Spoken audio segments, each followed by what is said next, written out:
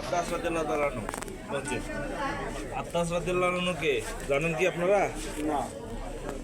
আব্বাস রাদিয়াল্লাহু তাআলা আনহু একজন আছে সাহাবী, যিনি ঈসা আলাইহিস সালামের আমলে উনি জানতে পারছিলেন যে আল্লাহ রাসূল সাল্লাল্লাহু আলাইহি আব্বাস। আব্বাস আব্বাস। উনি ওই ইয়ে আছে না কি জানি হচ্ছে হযরত ইব্রাহিম আলাইহিস সালামের যে কিতাব, ঈসা আলাইহিস সালামের যে কিতাব তাওরাতে উনি পড়ছিলেন যে একজন নবী আসবে, শেষ নবী, যিনি এসে এই তায়েফের একটি খেজুর বাগানে মতান্তরে আঙ্গুর বাগান এখানে অবস্থান করবে।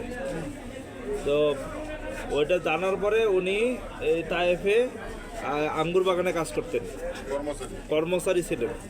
তো যে যখন আল্লাহ রাসূল সাল্লাল্লাহু আলাইহি সাল্লাম তায়েফে ইসলাম প্রচার করার জন্য আসলেন, তায়েফে ইসলাম প্রচার করার আসার পরে যখন এখানকার লোকজন তাকে ধাওয়া করলো এবং তাকে আঘাত করলো, রক্তাক্ত করলো, ওই সময় আল্লাহ রাসূল সাল্লাল্লাহু আলাইহি সাল্লাম একটা বাগানে এসে আশ্রয় নিয়েছিলেন। এইটা হচ্ছে সেই বাগান। আর এই বাগানে আল্লাহ আব্বাস রাদিয়াল্লাহু রাসূল সাল্লাল্লাহু আলাইহি সাল্লামকে দেখার সাথে সাথে চিনে ফেলে তারা হাতে ইসলাম গ্রহণ করছে।